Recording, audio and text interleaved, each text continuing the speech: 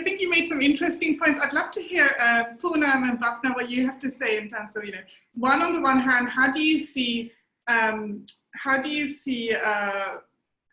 role of the women leadership and women's role in companies changing in your sectors? And the other is, of course, I think a tricky question around expectations that women have or should not have. What are your thoughts on this?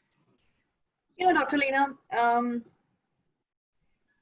we all know about yin yang, the two energies, right?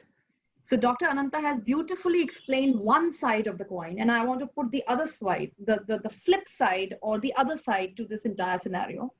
I would be answering a question a little later, but before, when it is about women and how many women are active, what is the labor force in the country, what is the concentration percentage of women in the urban developed cities, especially in India, and if we were to equate ourselves globally, what is the number in percentage?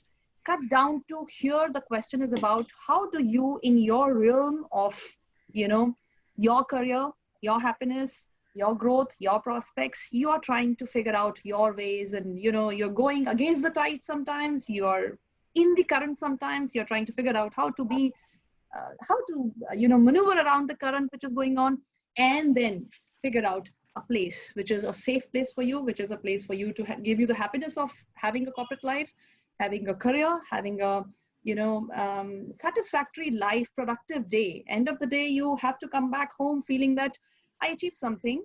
It was meaningful.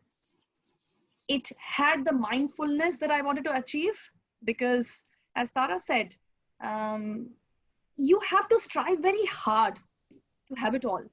It's very difficult to have it all.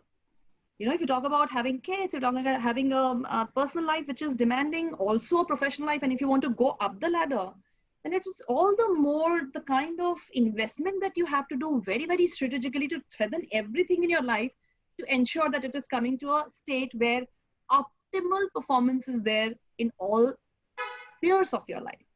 Now, coming specifically to your question, and the other side that I want to give to what Dr. Ananta just described is, I would call it mob for everybody to just remember it.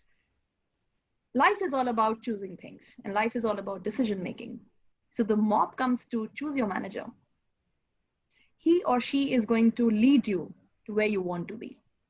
There's no two thing about it. If that is not the reality, start your own startup.